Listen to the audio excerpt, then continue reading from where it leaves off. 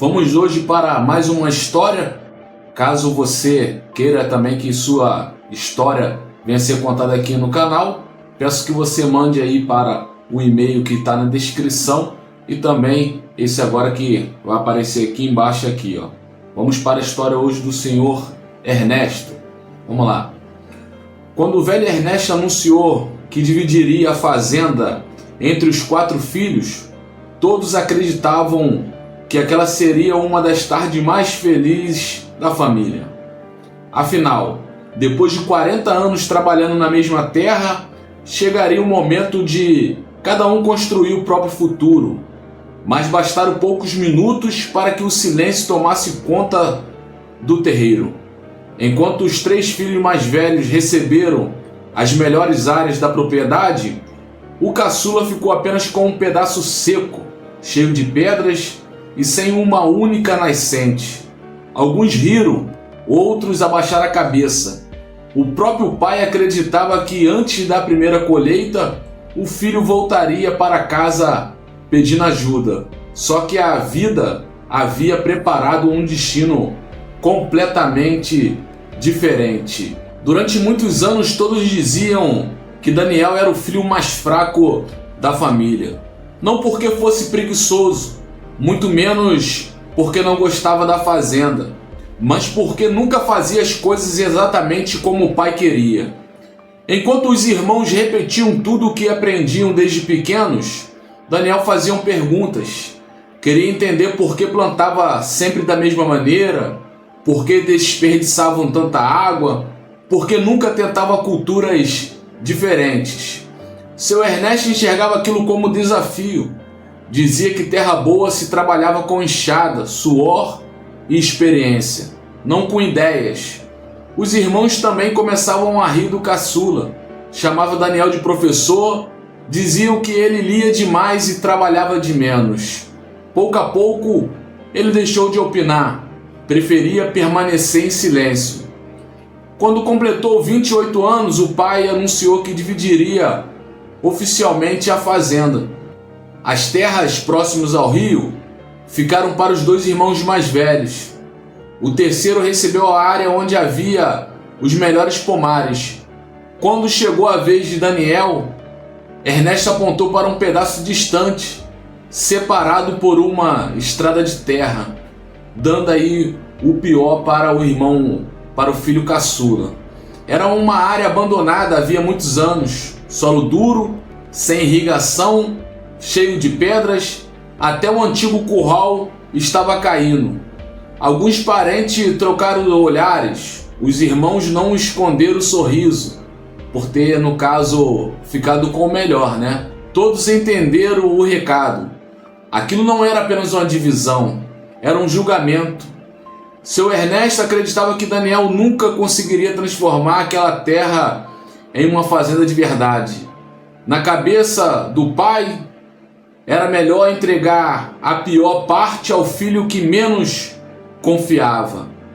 Assim, quando tudo desse errado, Daniel finalmente entenderia que deveria seguir os conselhos do pai e voltaria para pedir ajuda, né? Mas aconteceu algo inesperado. Daniel agradeceu, não discutiu, não debateu com os irmãos, não ficou chateado por ficarem debochando dele, não pediu uma área melhor, ele apenas aceitou, pegou apenas as chaves do velho trator que também lhe havia sido destinado, um trator tão antigo quanto o próprio curral, e foi embora antes mesmo do almoço terminar. Os irmãos continuaram comentando que aquilo não duraria 6 meses. Seu Ernesto concordou em silêncio. Naquela tarde, enquanto todos comemoravam as terras férteis que haviam recebido, Daniel caminhava sozinho sobre o chão seco da nova propriedade. A terra parecia morta, não havia sombra, nem água, nem esperança. Mesmo assim, antes de ir embora, ajoelhou-se, pegou um punhado daquele solo endurecido, fechou a mão, olhou ao redor e sorriu, porque ao contrário de todos os outros, ele não enxergava apenas uma terra seca, enxergava um lugar onde ninguém havia tentado fazer algo diferente. Os primeiros meses foram exatamente como todos imaginavam. A enxada batia nas pedras mais do que na terra. O velho trator quebrava quase toda semana. Quando chovia, a água escorria morro abaixo sem penetrar no solo endurecido. Quando fazia calor, rachaduras enormes apareciam por todos os lados. Os irmãos passavam pela estrada apenas para observar. Algumas vezes diminuíam a velocidade da caminhonete, outras nem escondiam os risos. Diziam que Daniel ainda tinha tempo de devolver aquela área ao pai, que ninguém conseguiria viver dali. Mas Daniel nunca respondeu. Enquanto todos repetiam o que sempre havia sido feito, ele começou a estudar. Viajava para cidades vizinhas, conversava com agrônomos, visitava pequenos produtores, passava noites lendo sobre recuperação de solo, captação de água da chuva e cultura resistente à seca. Cada centavo que ganhava era investido na própria terra. Durante quase 2 anos praticamente não colheu nada. Enquanto os irmãos exibiam caminhões carregados de grãos, Daniel comemorava quando uma pequena muda sobrevivia ao verão. Muitos chamaram aquilo de teimosia. Ele chamava de aprendizado. Com o tempo, pequenas mudanças começaram a aparecer. As curvas de nível impediram que a chuva levasse embora a terra. A água começou a permanecer no solo. Árvores começaram a crescer onde havia apenas pedras. Logo surgiram pequenas hortas. Depois vieram frutas. Mais tarde, uma produção diversificada que ninguém na região cultivava. Enquanto isso, os irmãos continuavam dependentes das mesmas culturas de sempre. Quando uma grande estiagem atingiu toda a região, as terras férteis começaram a sofrer. Os riachos diminuíram, as plantações secaram, os prejuízos apareceram rapidamente. Na propriedade de Daniel aconteceu o contrário. Graças às técnicas que aprenderam ao longo dos anos, o solo continuava úmido. As árvores protegiam as plantações. Os reservatórios construídos por ele garantiam água suficiente para enfrentar a seca. Pela primeira vez, os vizinhos começaram a visitar justamente a fazenda que antes era motivo de piada. Queriam entender como aquilo era possível. Alguns pediam conselhos, outros fotografavam cada detalhe. A notícia chegou rapidamente até a cidade. Jornais, a imprensa local começou a mostrar aquela pequena propriedade como exemplo de inovação. Seu Ernesto fingia não se importar, mas todas as manhãs fazia um caminho diferente apenas para passar em frente à fazenda do filho. Observava de longe, sem entrar, sem dizer uma palavra. Pela primeira vez em muitos anos, o orgulho começava a dar lugar à dúvida. Talvez tivesse julgado o filho errado. Talvez aquela terra nunca tivesse sido o verdadeiro problema. Talvez o erro tivesse sido não enxergar quem Daniel realmente era.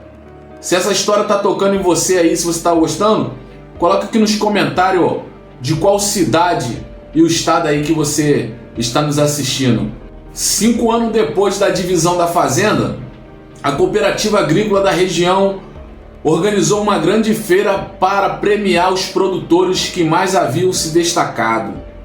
Os irmãos de Daniel chegaram cedo, vestiram suas melhores roupas, tinha certeza de que um deles subiria ao palco. Seu Ernesto também estava presente, sentou na primeira fileira. Quando anunciaram o vencedor da principal categoria de produtividade e sustentabilidade, um silêncio tomou conta do salão. O nome chamado foi Daniel. Por alguns segundos, ninguém da família conseguiu reagir. O mesmo rapaz que recebera a terra mais seca, o trator mais velho e a menor parte da herança. agora era reconhecido como um produtor que transformara uma área considerada improdutiva em referência para toda a região.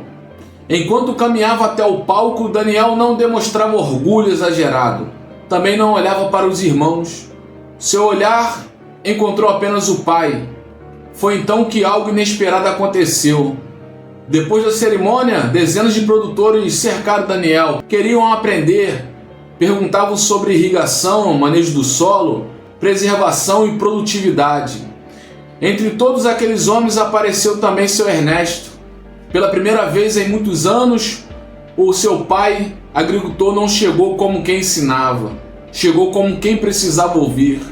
Permaneceu alguns segundos observando o filho conversar com tanta segurança. Naquele instante compreendeu algo que jamais admitira. Durante toda a vida acreditou que um bom agricultor nascia pronto. Daniel provou exatamente o contrário. Um bom agricultor nasce quando decide aprender todos os dias. Na volta para casa, o Ernesto pediu que o motorista passasse pela antiga área de Daniel.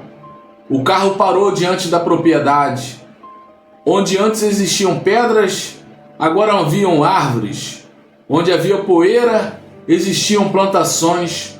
Onde todos enxergavam fracasso, Daniel construíra a esperança.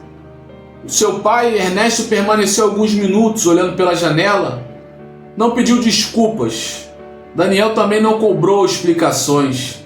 Algumas feridas não desaparecem com palavras, mas certos reconhecimentos chegam justamente quando o silêncio fala mais alto. Naquele fim de tarde, Ernesto finalmente compreendeu que não tinha dado o filho à pior terra. Tinha dado sem perceber a oportunidade de mostrar ao mundo quem realmente era. E Daniel jamais precisou voltar para casa pedindo ajuda. Voltou apenas para provar que o valor de um filho nunca pode ser medido pela confiança que os outros depositam nele. Muitas vezes a maior injustiça não é receber menos, é ouvir de quem mais amamos que nunca seremos capazes. Algumas pessoas desistem quando isso acontece. Outras transformam a dor em força e fazem da rejeição o combustível para mudar a própria história. E eu gostaria de saber de você que nos assiste qual a sua opinião. Daniel fez do limão uma limonada e venceu na vida. E mostrou quem realmente havia dentro dele. Ele não olhou para a dificuldade, não ficou se sentindo o coitadinho, não se fez de vítima, mas ele arregaçou as mangas, trabalhou, partiu para cima e conseguiu uma virada na vida dele. Mas deixa aqui nos comentários qual a sua opinião. Se você tem uma história também familiar e queira que a sua história passe aqui no canal, seja narrada por mim, eu peço que você aí mande no e-mail que está na descrição e também o e-mail vai aparecer aqui embaixo. Até a nossa próxima história.